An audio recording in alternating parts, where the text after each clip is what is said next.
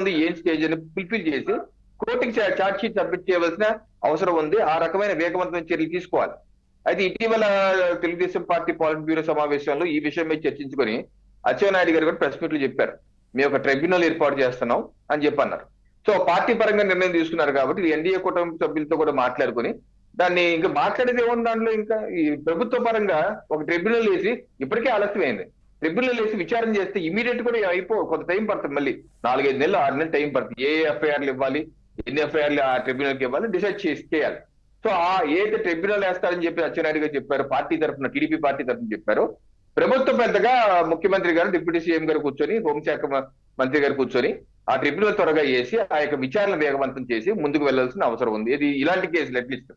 ఆ తర్వాత నెక్స్ట్ వాళ్ళు చేసి కుంభకోణాలు, సరే దాన్ని ఒక్కొక్కటిగా చేస్తున్నారు. కొన్ని ఆధారాలు ఉన్నాయంటారు, కొన్ని ఆధారాలు ఇవ్వంటున్నారు. ఆ ప్రయత్నం వాళ్ళు చేయాలి. దాని ప్రకారంగా ఫోకస్డ్ గా ఒక ఇప్పుడు నా రిక్వెస్ట్ ఏంటంటే, ఒక శాండ్ మీద రాష్ట్ర వ్యాప్తంగా 5 సంవత్సరాల పాటు చర్చ జరిగింది. శాండ్ మీద స్పెషల్ గా ఒక ఎస్ఐటీ వేసి దాని మీద వేగవంతంగా విచారణ కంప్లీట్ చేసే 6 మాసాల సంవత్సరం లోపు విచారణ కంప్లీట్ చేసే విధంగా ఒక స్పెషల్ టీం వేయాలి. సార్ ఇప్పుడు లిక్కర్ మీద కనబడుతోంది కదా సార్, 6,000 కోట్ల రూపాయలు ఎక్కడా కూడా ఈ యూపీఐ స్కానర్లు కావచ్చు లేదంటే అట్లాంటివి లేకుండా నేరుగా డబ్బులు తీసుకొని దాదాపుగా 90-95% డబ్బులతోనే ట్రాన్సాక్షన్ జరిగాయి. ఎక్కడికి పోయింది డబ్బు అనేది అక్కడ క్లియర్ గా కనబడుతోంది కదా, ఏంటనేది అది అంత ఈజీయే కదా, అక్కడ స్కామ్ కనబడుతోంది పెద్దగా. సార్ ఇప్పుడు మీకు నాకు కనపడితే సరిపోతుంది కదా సార్ పవన్ గారు, చట్టపరంగా అక్కడ కనపడాలి, ఆధారాలు ఉండాలి, ఆధారాలు ఎస్టాబ్లిష్ చేయాలి.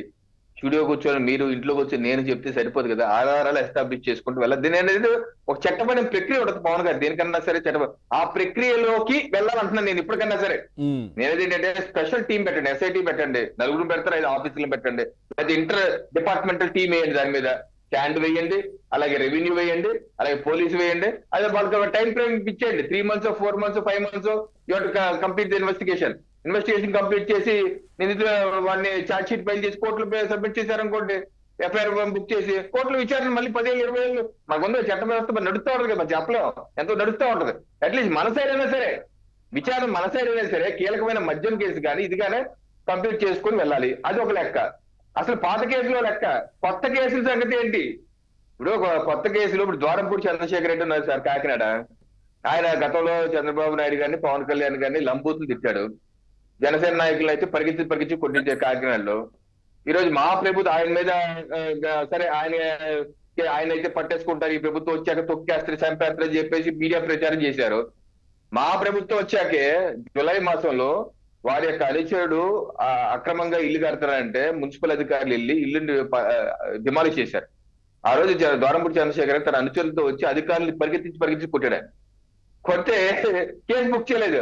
ఇప్పుడు అధికారులు కొడితే కేసే సార్ పవన్ గారు, కేసు పెట్టలేదు. మనందరూ మీడియా ముందు బయట గగ్గులు పెడితే వారం రోజులు కేసు పెట్టారు జూలైకి ఇప్పటికీ 6-7 మాసాలు అయ్యింది పవన్ గారు. ఇప్పటి వరకు కనీసం 41A నోటీస్ ఇచ్చారు అతనికి, ద్వారంపూడి చంద్రశేఖర్ రెడ్డి గారికి 41A నోటీస్ ఇచ్చి ఏమైనా వచ్చి కొట్టావంటే ఏంటి నీ సంజేసి అడిగారా?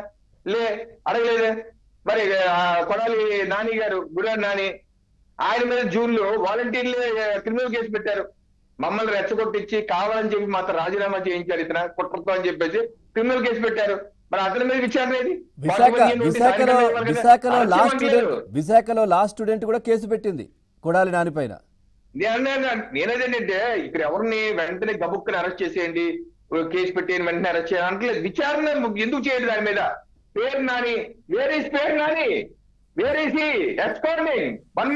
కాదు, మీరే కూటమిలో అధికారంలో ఉన్న మీరే అట్లా అంటే మరి వేరే వాళ్ళు ఏం మాట్లాడాలి?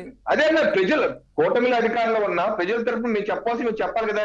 ప్రజలు అడుగుతారు మమ్మల్ని, ఏది పేరు నాని, ఏది ఎక్కడున్నారు? వాళ్ళు భార్య ఇన్వెస్టిగేషన్ అన్నారు, భార్య ఏమో పేరంటానికి వచ్చినట్టు వచ్చారు 30 మందితో, పెళ్లి కూతురులాగా అందరూ వచ్చి కూర్చున్నారు ఇన్వెస్టిగేషన్ ఆఫీసర్ ముందు. ఏ రకమైన చర్య లేదు. ఆర్జీవీ విషయం, ఆర్జీవీ హైకోర్టు స్టే ఇచ్చింది అతను అరెస్ట్ చేయొద్దని, విచారణ చేయటంలే కదా. అతనికి ఎందుకు 41A నోటీస్ ఇచ్చి ఒంగోలు పిలిచారు అడగాలి కదా.